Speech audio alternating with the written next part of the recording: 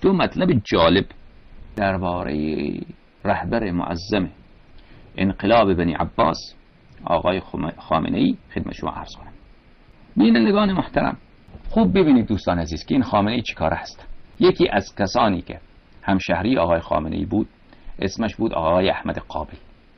احمد قابل از روحانیون مشهد بود و چند سال پیش وفات یافت و مرد، خدا رحمتش کند، خدا بیامرزدش. و از شاگردای آقای منتظری بود. آقای منتظری شاگرداش عموما از لحاظ فکری منحرفن، همونطور که خود آقای منتظری زیاد بله از لحاظ فکری خیلی سالم و سلیم نبود. و ما عموما شاگردای آقای منتظری را که دیدیم اینها بله مشکلات عقیدتی دارن. عده زیادی از اینها اصلا مرتد شدن، منحرف شدن. حالا شاید عده زیادش هم خوب باشن، الله اعلم، اما اینطوری که شاگرد ولایی نه خودش آدم ولایی بود و نه شاگردانش، من ندیدم که کسی خوب مخلص اهل بیت علیهم السلام باشه. علی کل حال اوناش کار ندارم. اون چی که مهمه آقا احمد قابل از دنیا رفته، خدا رحمتش کنه، و خیلی زجرم کشید، قبل از مردن مریض شده بود. احتمالم داره که خامنه‌ای، چون خامنه‌ای در آدم کشتن خیلی ید طولا داره، این مخالفین خود را مثلا مواد میده که سرطان بگیره بیمیره. از این پدر سوختگی خامنه‌ای استادشه این ملعون. حالا خودش گرفته، حالا خودش سرطان، نمیدونم کجاش سرطان گرفته، کجا شما میدونید که کجا منظور کجا هست. بله شاه خامنه‌ای شانس آورد که اون زمان ایدز نبود که ایشان در حمام فعالیت داشتن، خلاصه شانس آورد. حالا کل حال احمد قابل دوستان عزیز، ایشان یک وبسایت، یک وبلاگ داشت به نام از نگاه من. دیگر این وبلاگش بسته جمهوری، اما خب این بایگانیش موجوده در وبسایت های خارجی. من این وبلاگ یکی از نامه های ایشان را که با آقای خامنه‌ای در سال 84 نوشته بود برای شما نشان میدم که ایشان یکی دو خاطره را از مشهد قبل از انقلاب نقل میکنه، از مشهد مقدس. احمد قابل خراسانی بود و اهل فریمان بود و آقای خامنه‌ای هم از خراسان هست. ایشان یکی دو خاطره را نقل میکند که خیلی جالبه در نامه خود و ایشان خودش هم روحانی بود و آدم دروغگو نبود. حالا ما مثلا با یک روحانی از لحاظ فکری اختلاف عقیده داریم، معناش این نیست که او دروغگو باشد. و ایشان را یکی از بعد این جماعت او را زندانی کردن و محاکمه کردن. یکی از اموری که ایشان را محاکمه کردن به خاطر این که اتهام نامه به رهبری نوشته. چرا نامه به رهبری نوشتی؟ به خاطر همین نامه‌اش او به زندان هم رفت بیچاره. بینندگان محترم، من این را برای شما نشان میدهم، شما ببینید. این نامه را ایشان در خرداد سال 84 به خامنه‌ای نوشته. این وبلاگ ایشان از نگاه من، احمد قابل از نگاه من، که بایگانیش در اینترنت موجوده، هم اصل خود وبلاگ را بستن. نامه به رهبری. بسم الله الرحمن الرحیم. جناب آیت الله سید علی خامنه‌ای با سلام و احترام. 14 خرداد سال 84 پایان 16مین سالی است که حکومت ایران با تمامی سازوکارهای لازم تحت رهبری و مدیریت مطلقه شما بوده است. 2 سال عضویت در شورای انقلاب، مجلس و نمایندگی رهبری در شورای عالی دفاع، 8 سال ریاست جمهوری و 16 سال رهبری. یعنی در سال 84 16 سال از رهبری بود. حالا که سال 92 93 است، 93 ما چون در غرب هستیم این سالهای شمسی حسابش پیش ما نیست.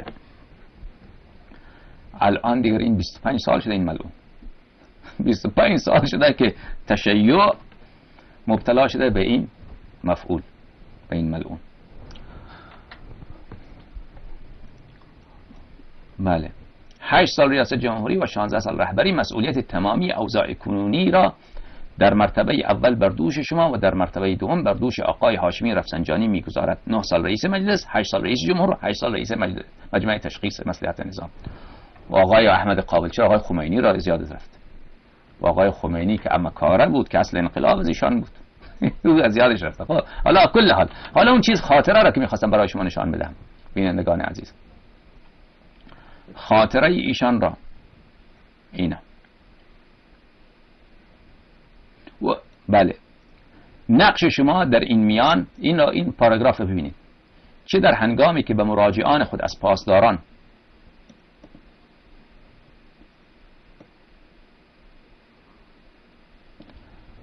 بله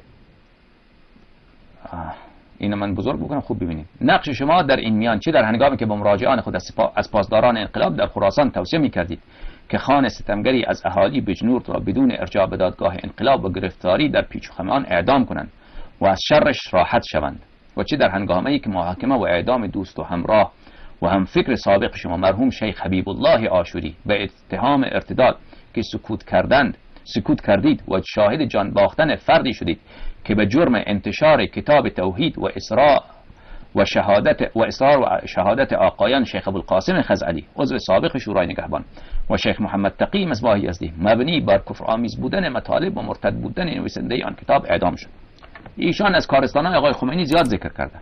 از جمله میگوید که شما فرمان دادی که فلان خان در مثلا یکی از روستایان بوده، او را باید خودتان سپاه را گفته برو ترور بکنید، بدون محاکمه ترورش بکنید. بعد میگوید که شما خودتان شاهد بودید که آقای حبیب الله عاشوری که یک طلبه‌ای بوده، روحانی بوده، قبل از انقلاب اهل مشهد بوده و خیلی احساساتی بوده و خیلی پرشور بوده و خیلی انقلابی بوده و افکار ماتریالیستی داشته، افکار کمونیستی و چپی داشته. شما میدانید که در قبل از انقلاب افکار چپی، افکار کمونیستی در ایران خیلی زیاد بود و شایع بود و خیلی مردم گرایش داشتن به چپ، به افکار کمونیستی. این بنده خدا هم بله حبیب الله عاشوری هم مایل بوده به چپی. حبیب الله عاشوری رفیق آقای خامنه ای بوده. حبیب الله عاشوری کتاب نوشته به نام کتاب توحید. آقای ابوالقاسم خزعلی و آقای مصباح یزدی میگن که این کتابی کفرآمیزه. این کتابی دلیل ارتداد این ملعون کمونیست منکر خدا هست. بعد از انقلاب به خاطر همین کتاب اینو که این مرتد این شیخ، این حبیب الله عاشوری بیچاره را اینها چیکار کردن؟ اعدام کردند. ایشان میگوید که شما کمک نکردید به اون رفیقتان. خب این حالا شما بگویید که خب مرتد بوده کمک نکرده، خوب کاری کرده. بخوانید بقیه‌اش را. بعد ایشان چی میگوید؟ وجدان شما بهتر از هر کسی گواهی میدهد که در جلسات متعدد و تلاش‌های مکرر و ناموفق دوستان مشهدی و خراسانی برای آشتی دادن شما با مرحوم عاشوری پیش از پیروزی انقلاب، سخن اصلی شما این بود که مطالب کتاب توحید از من است که این آقا به نام خودش چاپ کرده است. سبحان الله سبحان الله سبحان الله. آقای احمد قابل که خودش مشهدیه چی میگوید؟ میگوید که شما قبل از انقلاب آقای خامنه‌ای یاد رفته که با آقای عاشوری قهر کرده بودی، دوستان خواستن که شما را آشتی بیاندازن، شما میگفتید که ایشان مطالب مرا دزدیده و او را به نام خود چاپ کرده به نام کتاب توحید. این کتاب توحید باید به نام من چاپ میشد. یا سبحان الله. همون کتاب توحیدی که دلیل شد برای ارتداد شیخ حبیب الله عاشوری و او را به دلیل ارتداد آن اعدام کردید. بعد ایشان مرحوم آقای قابل اینو میگه شگفت انگیز نیست که دو نفر با یک دیدگاه، یکی اعدام شود و دیگری تکریم، یکی شایسته گور باشد و دیگری شایسته رهبری نظام اسلامی. سبحان الله. قربان شوم خدا را یک بام و دو هوا را که تو آقای خامنه ای دلیل اختلاف تو با آقای عاشوری این بود که آقای عاشوری کتاب توحید را چرا به نام خود چاپ کرده؟ به نام من باید چاپ میکرد. این مطالب این مال منه. و خود آقای مصباح یزدی که الان پای شما را میبوسد و ابوالقاسم خزعلی که الان از هواداران شما هست، فتوای ارتداد او را دادن و به خاطر همون فتوا اسدالله لاجوردی و شیخ حبیب الله عاشوری را اعدام کرد. بعدشان میگوید البته از 10 نفری که از چند و چون این ماجرا با خبران هنوز تعداد بسیاری زنده اند و هنوز وجدان بیدارشان این حقیقت را گواهی میدهد. کاش این شهادت را در دادگاه مرحوم عاشوری و نزد دوستان خود آقایان خزعلی و مصباح نیز میدادید تا یک روحانی زاهد و فقیر و معتقد به خدا و رسول خدا صلی الله علیه و آله ولی مخالف شما مظلومانه کشته نمیشد و همسر و فرزندانش بی سرپرست و یتیم نمیشد. بعدشان مینویسه این خاطره را ببینید. البته کم نیستند کسانی که سخنان پرشور شما در مسجد امام حسین علیه السلام را در مشهد و قبل از انقلاب به یاد دارند که پس از قرائتی قرائت آیه و نريد ان نمن على الذين استضعفوا في الارض و نجعلهم ائمه و نجعلهم الوارثین، با صدای بلند شما آقای خامنه‌ای فریاد زدید و گفتید ماتریالیسم تاریخی، آقا ماتریالیسم تاریخی. سبحان الله آقای خامنه‌ای، در اون زمان قبل از انقلاب شما یک کمونیست دو آتیشه بودید. حالا شدید ولی امر مسلمین جهان. حالا با قطع نظر از آن چی که بر شما بر حمام منصوری گذشت. این سابقه را هم داری. خب بینندگان، این را شما دیدید در وبسایت آقای احمد قابل.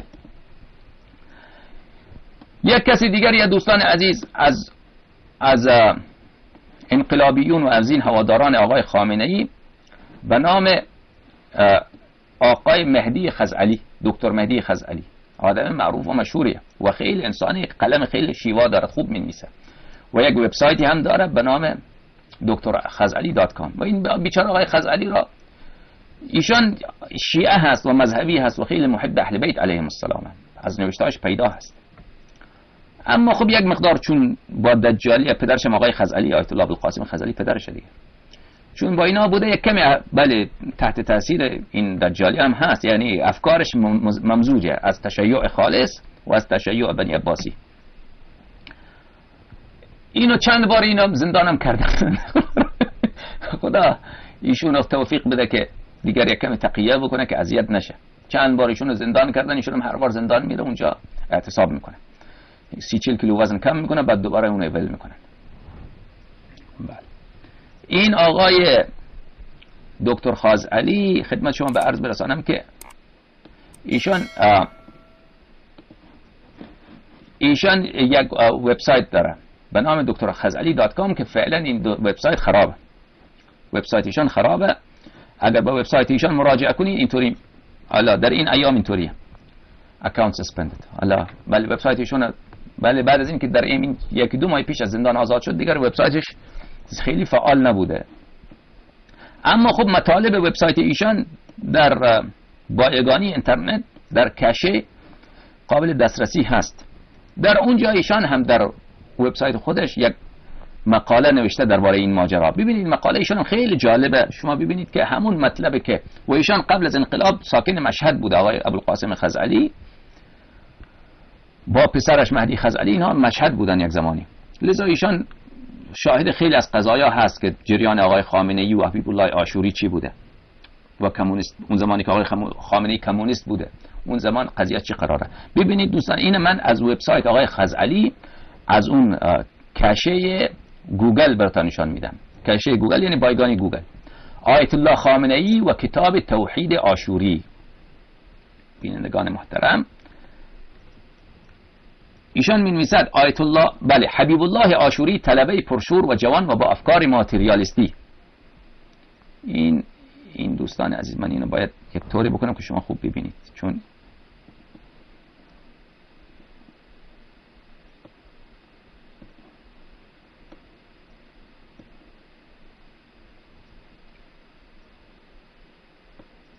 بله طلبه پرشور و جوان با افکار ماتریالیستی که مدروز جوانان سالهای انقلاب بود، ژولیده و خاکنشین بود.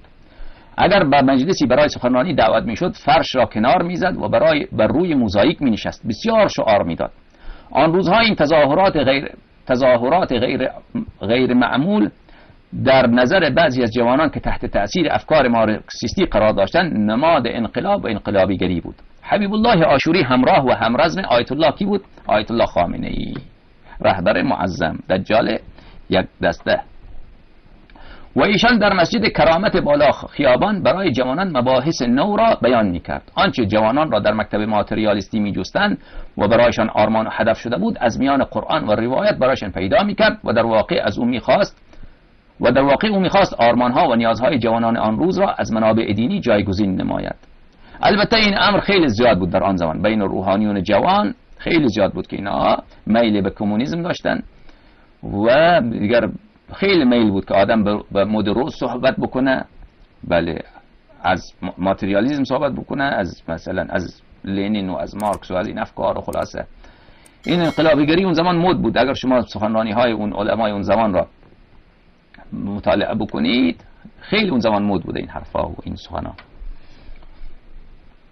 حبیب الله نیز تأثیر پذیری متقابلی از ایشان داشت. نمیدانم کدام یک از این دو همراه تأثیر بیشتر بر یکدیگری گذارده است.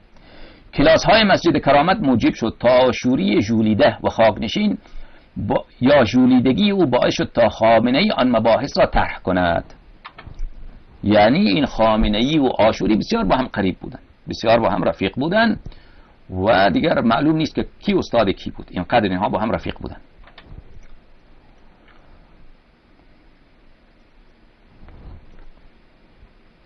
نمیدانم مباحث توحید آشوری برگرفته از کلاس های و سخنرانی های ایشان است یا سخنرانی های ایشان تأثیر گرفته از این مجالست هست. و اینجا البته آقای خزعلی خیلی زرنگه، دکتر مهدی خزعلی خیلی فکر خوب داره، یعنی از لحاظ زرنگی خیلی نبوغ داره، خیلی آدم فهمیده است. ایشان خیلی از مطالب را هم نمیتونه صریح با آقای خامنه‌ای نسبت بدهد.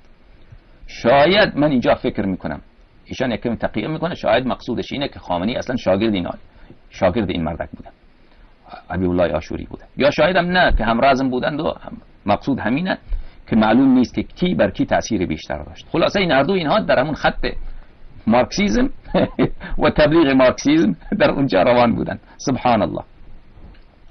کتاب توحید آشوری در قطع جیبی با کیفیت بسیار نازل منتشر شد. همان روزها پدر آن را مطالعه و 13 اشکال از آن گرفتند. پدر ایشان ابوالقاسم خزعلیه که به استناد آن اشکالات نویسنده کتاب را مرتد می‌دانستند. آشوری برای دفاع از خود به محضر آیت الله خزعلی میرسد. خب این پسرش دیگه خبر داره این قضیه را. با شور و هیجان از عقاید خود دفاع می‌کند. حاصل آن جلسه این است که پدر پس از خروج او از منزل پدر می‌فرمایند استکان چای او را آب بکشید، او مرتد و نجس است. تابستان 57 پدر محکوم فراری است. در خانه محقر نزدیک کوهسنگی مشهد اقامت دارد. شبها جلسات مخفیانه با روحانیون سیاسی مشهد چون هاشمی نژاد و طبسی دارند. یک شب به حاج رضا از مؤمنین بازار می‌فرمایند که به مسجد کرامت برو و بعد از نماز مغرب و عشاء آقای خامنه‌ای را به منزل ما بیاور. آقای خامنه‌ای به منزل ما آمدند، البته بدون محافظ و محمدی گلپایگانی. بله. بحث درباره موضوع آشوری بود و مباحث کتاب توحید. پدر بسیار تند در رد توحید آشوری سخن می‌گفتند و آشوری را مرتد می‌خواندند. گاهی عتاب تندی هم به آقای خامنه‌ای به دلیل حمایت ایشان از آشوری داشتند. متوجه شدید که آقای خزعلی خامنه‌ای را خواسته بوده تا نصیحت بکنه که این بدبخت مرتد، تو او را ول کن، تو افکار اون را ول کن. این خامنه‌ای بدتر از او دفاع می‌کرد و خامنه‌ای و خزعلی تند می‌شده بر خامنه‌ای. سبحان الله. الان خزعلی میگه خامنه‌ای نایب امامه. تو اون زمان آقای خزعلی خامنه‌ای را نصیحت می‌کردی که این که افکار تو افکار ارتداده. الان او را نایب امام میدانی. آقای خامنه‌ای در جواب رأی پدر به ارتداد به پدر میگفتند او مسلمان است و صبح که منزل ما میاد نمازش را در منزل ما میخواند. پدر میگفت، یعنی آقای خزعلی میگفت، همین که نمازش را به منزل شما می آورد و نشان میدهد برای رفع شبهه است، وگرنه نمازش را در مسجد و یا حرم میخواند و به منزل شما می آمد. انقلاب پیروز شد و آشوری به زندان افتاد. استغاثه نزدیکان و مخالفت شهید بهشتی مؤثر واقع نشد. آقای خامنه‌ای هم برایش کاری نکرد. یک روز مرحوم لاجوردی از اوین تلفن زد. مرحوم لاجوردی که اسدالله لاجوردی، جلاد زندان اوین، نظر پدر را در مورد کتاب توحید و آشوری میخواست. پدر مثل همیشه گفت این توحید عین کفر است و نویسنده کتاب مرتد است. لاجوردی آن سوی خط تلفن را روی اسپیکر گذاشته بود و آشوری نیز این نظر را میشنود. لاجوردی مثل این سوال و جواب را از آیت الله یزدی هم انجام میدهد. این دو سوال و جواب تلفنی ملاک صدور حکم ارتداد آشوری توسط لاجوردی و منجر به اعدام او میشود. این در حالی است که حضرات آیات نمیدانستند که این نظر فقیهانان به اعدام یک طلبه جوان می انجامد. خب بینندگان محترم، شما دیدید که این از دو واسطه ثابت شد که و خیلی از شاهدان این واقع هنوز زنده هستند، همونطور که آقای احمد قابل نوشته که آقای خامنه‌ای بله معتقد بوده که مطالب کتاب توحید آشوری مال خودشه، مال خودشه و آقای توحید آقای حبیب الله عاشوری ظلم کرده که این مطالب را به نام خودش چاپ کرده و به خاطر همون مطالب عاشوری مرتد اعلام شده که اعدام شد. حالا خامنه‌ای سبحان الله شده بله ولی فقیه مسلمین جهان.